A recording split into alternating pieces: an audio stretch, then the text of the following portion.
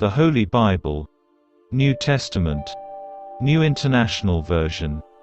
The Book of Mark chapter 15, verse 1 to 47. Jesus before Pilate. Very early in the morning, the chief priests, with the elders, the teachers of the law, and the whole Sanhedrin, made their plans. So they bound Jesus, led him away, and handed him over to Pilate. "Are you the king of the Jews?" asked Pilate. "You have said so," Jesus replied.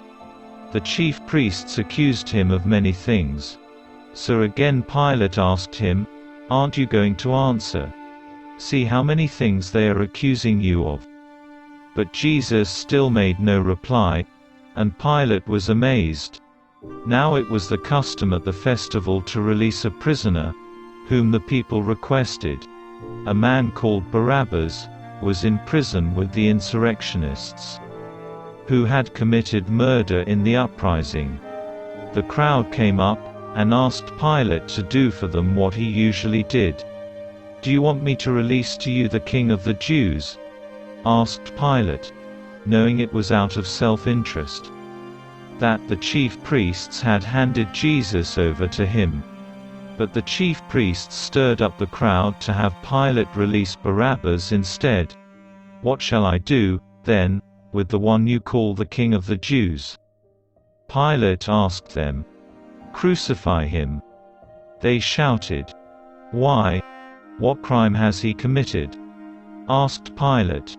But they shouted all the louder, "Crucify him." Wanting to satisfy the crowd, Pilate released Barabbas to them.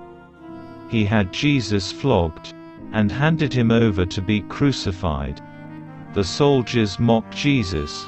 The soldiers led Jesus away into the palace, that is, the praetorium, and called together the whole company of soldiers. They put a purple robe on him, then twisted together a crown of thorns, and set it on him. And they began to call out to him, "Hail, King of the Jews!" Again and again, they struck him on the head with a staff, and spit on him. Falling on their knees, they paid homage to him. And when they had mocked him, they took off the purple robe, and put his own clothes on him. Then they led him out to crucify him. The Crucifixion of Jesus. A certain man from Cyrene, Simon, the father of Alexander and Rufus, was passing by on his way in from the country, and they forced him to carry the cross. They brought Jesus to the place called Golgotha, which means, the place of the skull. Then they offered him wine mixed with myrrh, but he did not take it.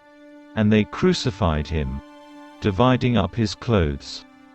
They cast lots to see what each would get. It was 9 in the morning when they crucified him. The written notice of the charge against him read, "The King of the Jews." They crucified 2 rebels with him, one on his right and one on his left. Those who passed by hurled insults at him, shaking their heads, and saying, "So, you who are going to destroy the temple, and build it in 3 days, come down from the cross, and save yourself." In the same way the chief priests and the teachers of the law mocked him among themselves. "He saved others," they said, "but he can't save himself. Let this Messiah, this King of Israel, come down now from the cross, that we may see and believe." Those crucified with him also heaped insults on him. The death of Jesus. At noon, darkness came over the whole land until 3 in the afternoon. And at 3 in the afternoon, Jesus cried out in a loud voice, "Eloi, Eloi, lema sabachthani," which means, my God, why have you forsaken me?" When some of those standing near heard this, they said, "Listen, he's calling Elijah." Someone ran, filled a sponge with wine vinegar, put it on a staff, and offered it to Jesus to drink. "Now leave him alone. Let's see if Elijah comes to take him down." he said. With a loud cry, Jesus breathed his last. The curtain of the temple was torn in two from top to bottom.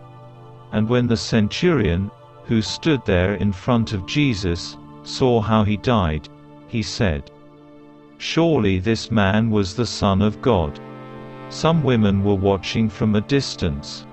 Among them were Mary Magdalene, Mary the mother of James the Younger, and of Joseph, and Salome.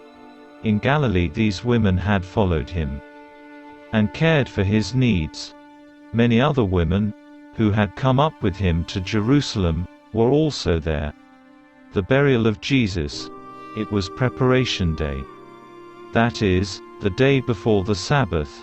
So as evening approached, Joseph of Arimathea, a prominent member of the council, who was himself waiting for the kingdom of God, went boldly to Pilate, and asked for Jesus' body. Pilate was surprised to hear that he was already dead.